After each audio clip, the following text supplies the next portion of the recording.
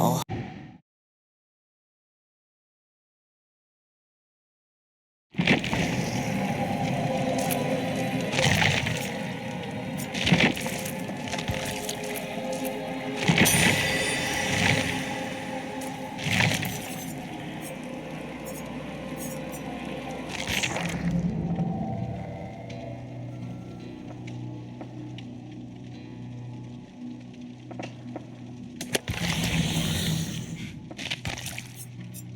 A gust of wind tussles the leaves in the forest.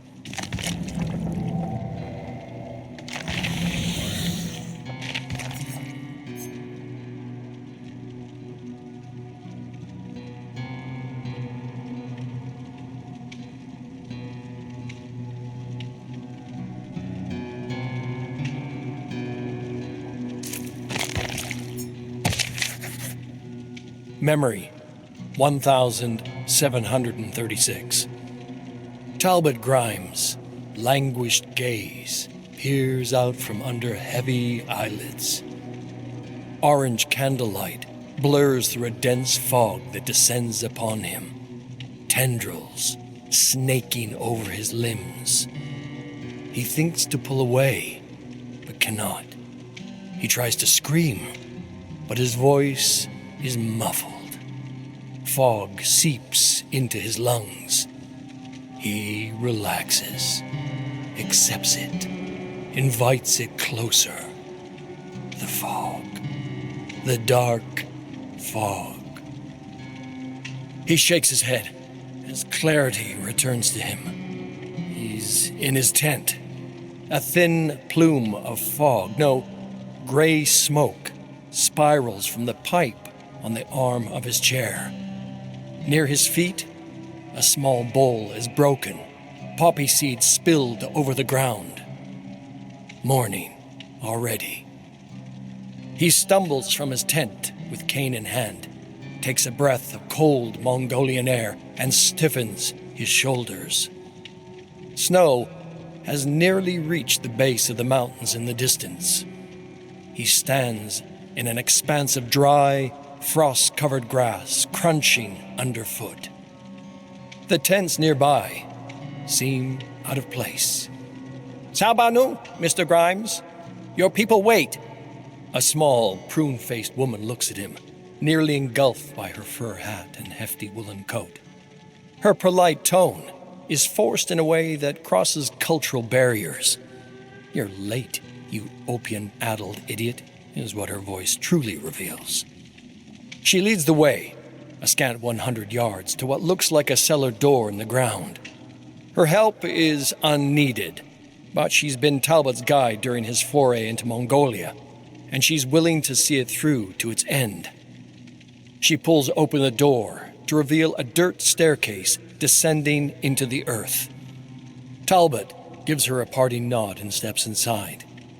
He works his way over uneven steps, planting his cane into each one. He enters something resembling a room, or a muddy hollow with lanterns placed on the ground. A mass of black fog swirls in place. It's not the first time Talbot's seen such a phenomenon, but it still chills his bones. Nearby, a figure sitting in the shadows rises. "About damn time, Talbot." Declan's words are carried by the stench of fermented milk. He moves forward, his pale face glowing like a ghost in the dim light. His rumpled shirt, pulled up at the sleeves, reveals scars over lean muscles. A washed-up mercenary, too drunk and violent to be anything but a problem. But Talbot personally selected him.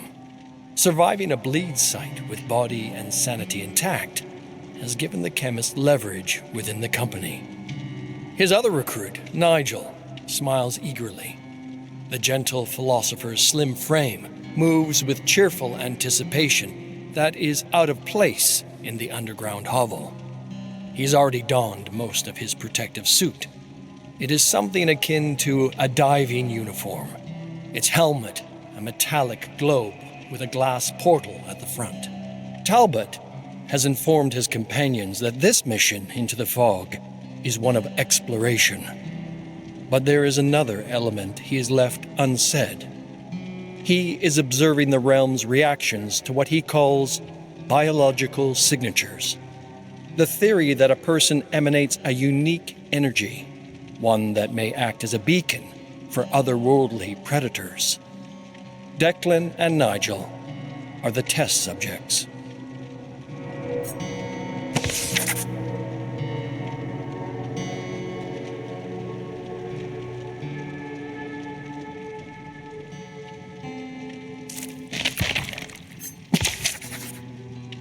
Memory, 1737. Talbot drifts through the fog, unsure if it's his feet moving or something else tugging, beckoning him closer. He stumbles, but the force doesn't slow, drawing him in, pulling, and then violently expelling him. He plants his cane and brings himself up to one knee, sliding a hand over a smooth, obsidian-like surface. Sharp slabs of black rock jut out beyond, creating a fractured, spiny landscape under a purple sky. Behind him, Declan and Nigel emerge from the fog wearing their protective suits. Even clad in the copper and heavy cloth of the outfit, Nigel appears sparse and vulnerable. Declan, however, stands tall, as if the weight is no burden to him. Useless either way. That such a thing could be a defense from this place spoke to the naivety of its creators. Declan stomps forward. He assumes an attack pose, but struggles to find a target. "What the hell's going on here? I didn't plan for this." Through the porthole on Declan's helmet, Talbot notices the man's clenched jaw and focused eyes. He wants to kill something, assure himself he has control over this strange land. "You knew what you were getting into. It was in the dossier." Declan growls. "Didn't read it." The man is an idiot, but a useful one. Talbot's theory is that Declan's biological signature is that of the aggressor, one whose energies express anger and violence. He expects the bleed will embrace Declan, as if he's a creature native to its environment. Then there's Nigel, the prey. He stands wide-eyed and frozen at the world before him. If Talbot is correct, his biological signature is like a burst of light signaling its presence to every predator around. He is an invader, not meant for this place. The only part that bothers Talbot about his theory is how he fits into it. He is a man of science, not the brutish aggressor that Declan clearly is.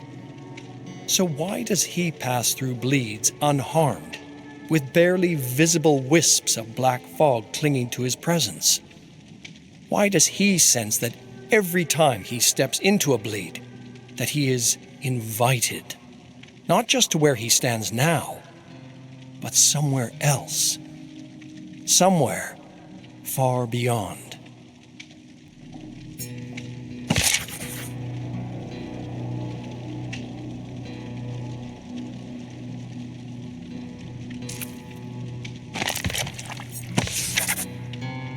Memory, 1738. Talbot tries to keep his nerves intact. In the distance, there are sounds he can't quite place. In his peripheries, movement he can't quite glimpse. The landscape changes abruptly, as if an unseen line marks the borders of two environments. The group moves into a swampland. Unnatural swirling clouds form above. Hanging from the twisted branches of a tree is a half-rotted corpse. Talbot thinks back to the dossier, Bramburn Mire. Recent expeditions describe it as a swampland littered with unusual metal structures and less than inviting inhabitants. Nigel stretches out his arms as if welcoming an auditorium of guests. "Ah! Our minds are attempting to interpret the fog we pass through. In fact, we're still in it.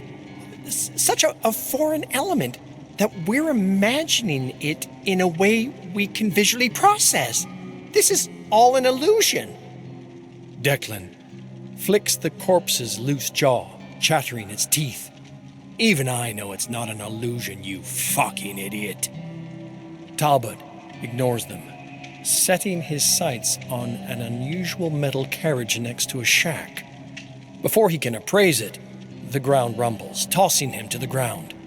Pieces of earth are pulled into the sky as if gripped by an invisible hand. Trees are thrown about like twigs. Metal twists upwards into a vortex. The group watches in shocked awe. Talbot waits for the ground beneath his feet to crumble, but remains firm. He allows himself to exhale in relief. The maps from these excursions have never matched up. I believe we've discovered why.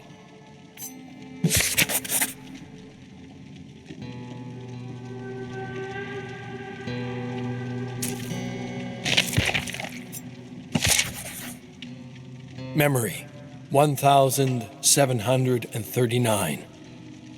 Something moves through the tree line. Its wet, rasping cry calls out. A hideous creature of muck and bone staggers into sight, its clumsy movements unusually fast. It sees the trio and stops, as if pondering their presence.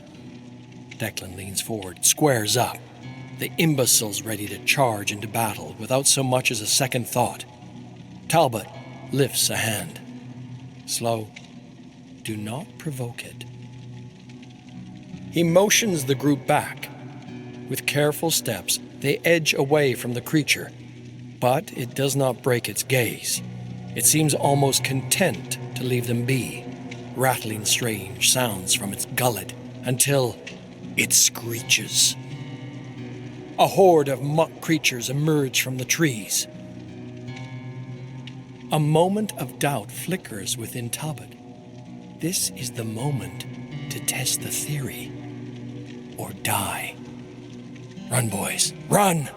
The trio take off, clunking through the swampland in their damn suits, each step made harder than it should be. With uneven limbs, the abominations gallop and stumble, a disaster of movement that somehow quickly clears the gap. They cry for blood. Talbot breathes through clenched teeth, chest heaving, begging for oxygen. Pain works its way through aching muscles. He risks a look back and stops. The entire horde ignores Talbot and Declan, focusing only on Nigel. A muck creature leaps at the philosopher, swiping a sharp claw through his Achilles tendon. The rest capitalize, gripping onto the man, gnawing and slashing through sprays of blood. Through the horror, Talbot sees evidence of his biosignature theory. The bleed attacks that which is prey. Nigel screams for help. His arms flail, swatting at monsters that are losing interest as he bleeds out. They leave him with some parting swipes and stumble back, sated, gurgling in delight. Nigel speaks, but the words emerge only as bubbles of blood from his lips. A scene of terror and sadness plays out on his face. He looks to Talbot, and without speaking, asks a question. Why? Talbot walks to Nigel, kneels at the man's side.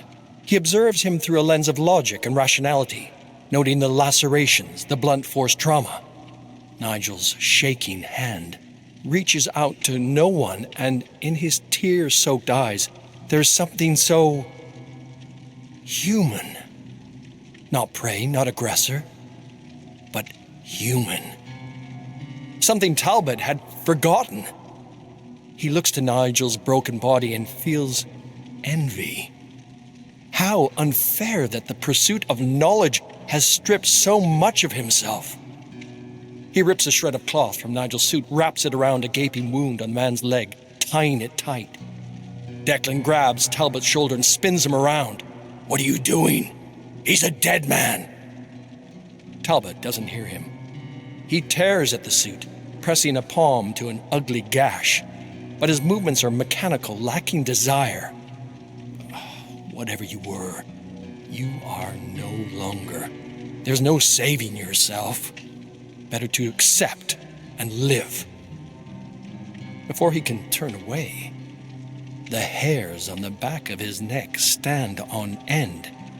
The muck creatures watch curiously from a distance. One takes a step forward, snarls. He nearly chuckles through the fear as he realizes his mistake. The creatures must wonder, why would one with a biosignature such as his attempt to provide compassion to wounded prey? There are many ways a predator could react to the unfamiliar. One of the most common responses? Violence. He taps Declan on the arm. We should go. Now.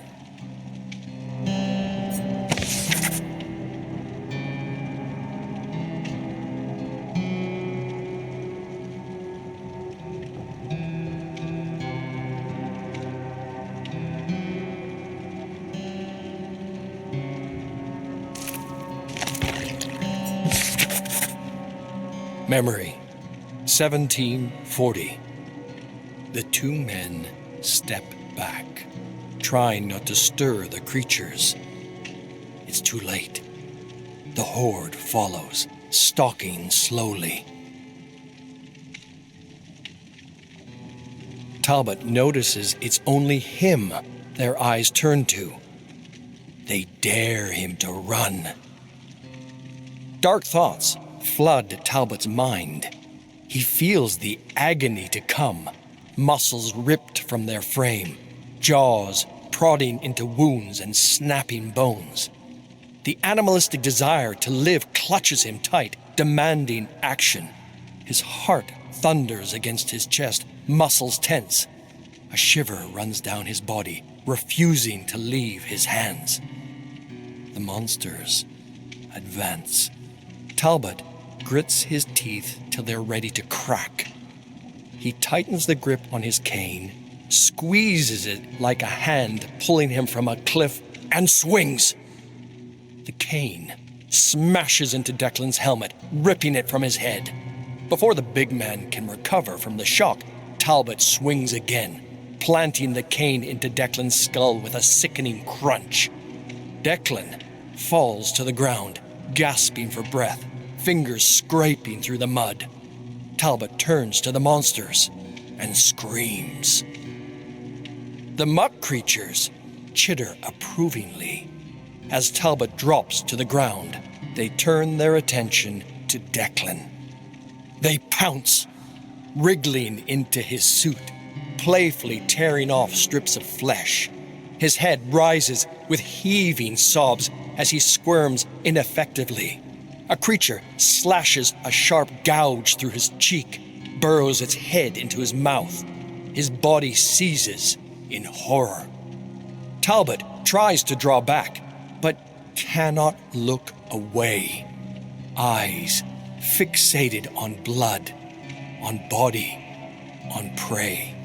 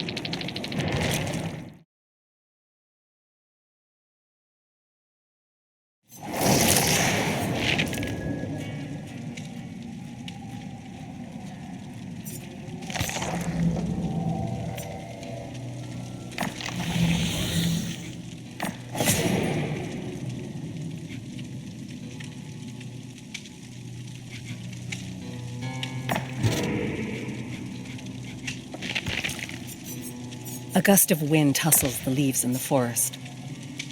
Charlotte is heading west, as far from the temple as possible.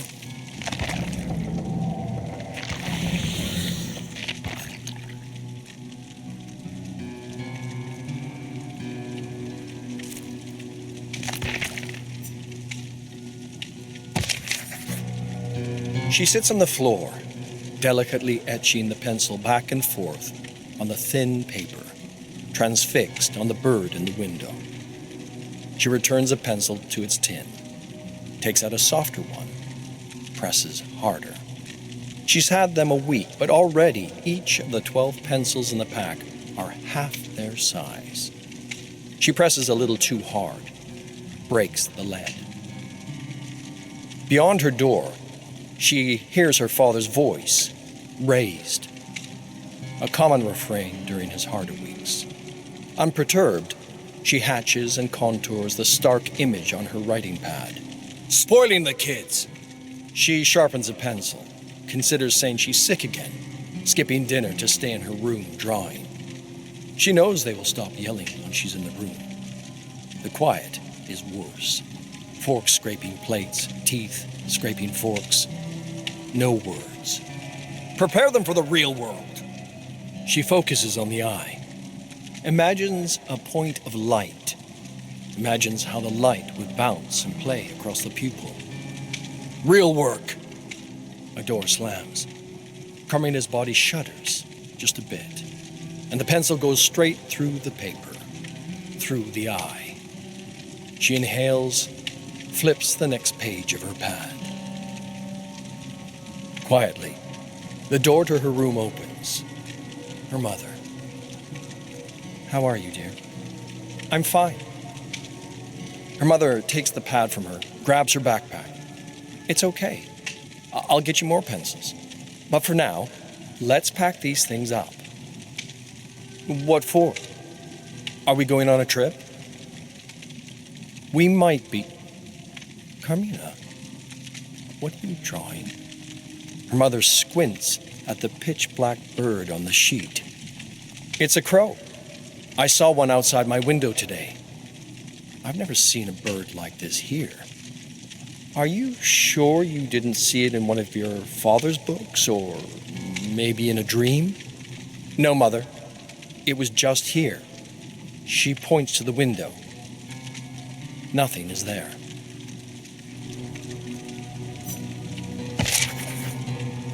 Mina, I don't know this word. Carmina loosens her seatbelt, leans over to Mateus. He points to one of the longer words in his book. Murcielago. She starts to say it, one syllable at a time, before her father interrupts. Don't help him. She pauses, glares at her father. Tears well up in Mateus's eyes as he struggles to work his way through the word. Carmina's gaze drops to her lap. She quickly starts whipping her pencil across the corner of her notepad closest to Mateus. He blinks back the tears as he watches the image form in front of him. The fuzzy torso, the membranous wings, the little ears. Ah, Murcielago. He says it too quickly. Carmina's eyes dart up to the mirror again. Her father's eyebrows shoot up in surprise for a moment before furrowing in annoyance. Without looking, he reaches back, snatches the notepad from her lap, throws it in the front of the empty passenger seat. Let him learn for himself. Carmina quietly puts the pencil back in her pocket. The last one from her set, the 5H. The one she hated using most. Now, all she had left from the most perfect gift she had ever received. Mateus reaches for her hand and squeezes it. They ride in silence.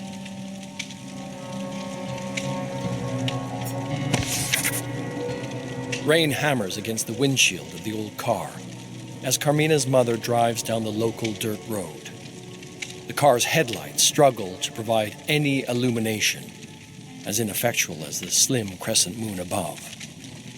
Mateus gently cries, part scared, part tired. It's okay, Matty.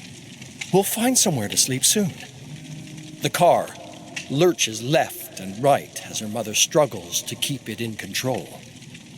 From the opposite direction, a pair of headlights slide into view. She exhales slowly, lets off the gas, loosens her grip on the wheel. The car passes. She exhales again. She reaches back, hands a sandwich to Matty. Carmina squints her eyes as a light flashes against the back of the seat in front of her. The car has turned around. Mom? Shh, Mina. Everything will be okay. Her mother leans on the gas again. A terrible grinding sound makes Mateus start crying again as she awkwardly attempts to switch gear. The headlights get closer, and another pair, and another pair. Mina, her mother says. Her voice is different, direct, like she's speaking to her as an adult. They will try to break you. Don't let them. It's not long before the car is overtaken. The first one rams them, and they immediately lose traction, spin into the ditch. Everything is quiet for a moment, as the three hold their breath, bracing for impact. The quiet doesn't last long. Carmina's window shatters. A hand reaches in, unlocks the door, drags her out. Carmina screams and reaches for her brother. She grabs at air as her abductor pulls her from the wreck. She watches as Mateus is thrown into the back of one of the trucks. She is thrown into another. Her mother's taillights blink to life, and the cars start to barrel backwards towards them. Just as soon as it starts, though, it stops, as the third truck crashes into it. Her abductor starts his engine, turns back towards her home.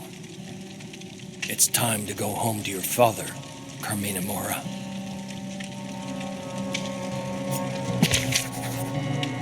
Carmina sits alone on the rugged coast and stares out into the bay. A cool wind whips and whistles around the rocks as the gulls chuckle. She closes her eyes, takes in a breath of the salty air, lies back on the grass. She lets thoughts of her mother leaving, of her father staying, leave her mind. Focuses on the softness of the grass in her hands. The gentle chattering of the gulls subsides, and a new, less familiar call assaults her ears. A guttural, urgent shouting. She opens her eyes, and for a moment she cannot see clearly, as if she had floated into the clouds above. She sits up and rubs her eyes, and the world comes into view. Gone are the lazily floating gulls. In their place, jagged, pitch-black birds, just like the ones she was sure she had seen outside her house. They shout with an unnerving urgency. She shoots her neck to her left, her right. Hundreds of them, standing all around her, flapping their wings, relentless. Overwhelmed, she grabs her backpack and begins sprinting to her house. She runs and runs until their calls sink under the crashing of the water and the shrieking of the wind. Mina, Mateus looks up at her from the floor, confused. Do you hear them, Matty? Those birds? Mateus looks at her, then down at his cars. I didn't hear anything.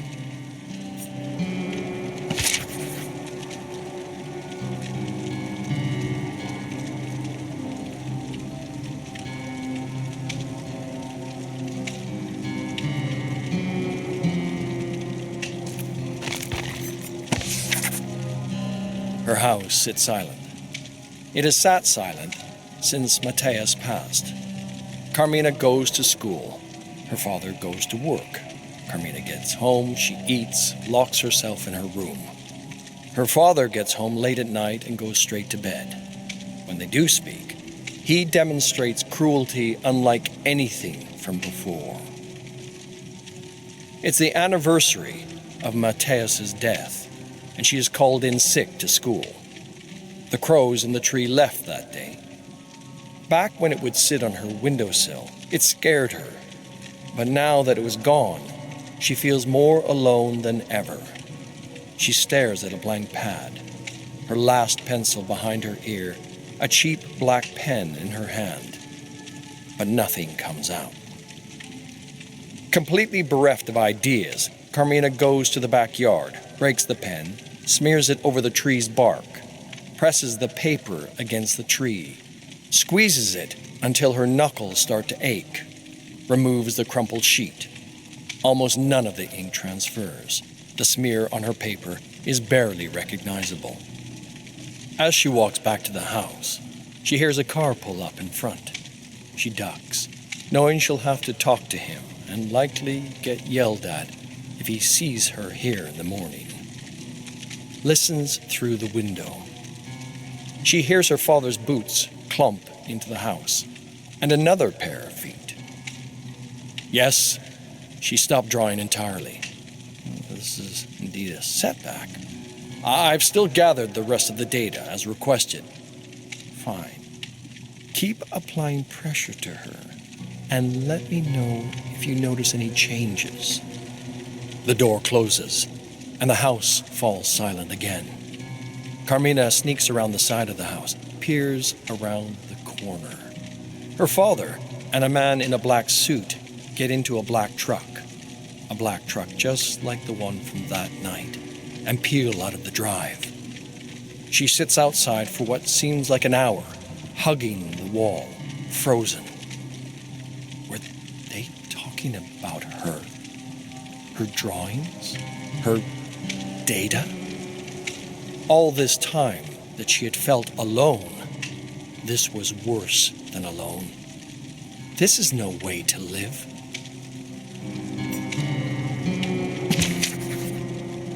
The night she had gone to the bridge changed everything. At her lowest, the bird from the tree came back. So did the others. They screamed like they had on the coast, but she felt no fear. She felt seen, not observed, just seen. Escaping the city was surprisingly easy. Her father expected nothing. She walked right past the school that day, to the port, stowed away on a small cargo vessel. She would have been terrified before, of her father, of the shipworkers, of the men in the black trucks. None of it scared her now. She was not alone. Perhaps Mateus sent the birds. As the boat arrives in the city, she remembers her mother speaking of a school here, an art school. She marches straight into that school, finds the art faculty, walks into the first open office she sees, starts taking out her latest works, ink on parchment, out of her faded childhood backpack. Pia? For the first time in ages, she freezes. Her mother's name. Excuse me? She looks up at the desk. A man in his 70s with a thick beard and a dusty tweed jacket stares back at her. I'm sorry, you just look so much like an old student of mine. While she is too young to enroll in the school, Dr. Figueroa has put aside time to mentor Carmina. He tells her of her mother, whose own undeniable artistic talent could have changed the nation, of her mother's disappearance from the art scene 20 years ago. He tells her of the last time he heard from her, a disturbing letter where she admitted she was pregnant and she was terrified what they would do to her child. She learns some formal artistic rules from him, some art history, but she notices he goes out of his way not to instruct her, to let her explore her talent freely. Art like this, he says, could heal the world. Each time he tells her a little more of her mother's fears, of how her mother admitted that she saw what she was painting as if it were real. Carmina never tells him what she sees. Crows, fog, claws reaching from the ground. He never asks. She supposes he doesn't need to. She meets with him once a month and lives with a group of radical performance and visual artists south of the school. Some were students or recent graduates or other runaways. While it wasn't always perfect, the personalities were intense. She was thrilled to learn from them, to live in a space where she was respected, understood, especially Flores. As spring begins to blossom, the house begins to plan a multidisciplinary show, one that looks to a bright and modern future. But as spring arrives, everything changes.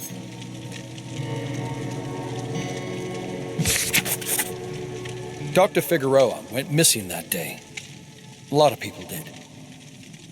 Carmina knows she'll never hear from him again. Everyone knows. Her new family begins to atomize in front of her eyes, retreating into their individual rooms, their individual practices. Everyone is afraid to express themselves. She desperately tries to reach out to them, first individually, then collectively. The last thing she wants is another quiet home. She organizes a house meeting in the salon. Even Flores slouches in her chair. I want to talk about the show. Tomas, the textile artist and dressmaker, snorts. "Ah, Mina, you cannot be serious." Flores tells him not to speak to her like that. The two start shouting at each other. Louis, another painter, tries to get in between them, but only makes things worse. Carmina remembers her parents fighting, the icy silences that followed, that would last for days, weeks, the loneliness she felt. She looks out the large window in front of the house. The trees are blacker than normal. Crows. They begin to caw as well, frantically, rivaling the clamor inside. Louder, more frenetic, like the day on the coast. Enough! Her housemates freeze. She, too, freezes, shocked by the authority in her own voice. The crows immediately stop their racket, and she feels their hundreds of eyes peer intently at her. I spent enough of my life in fear. I won't go back there again.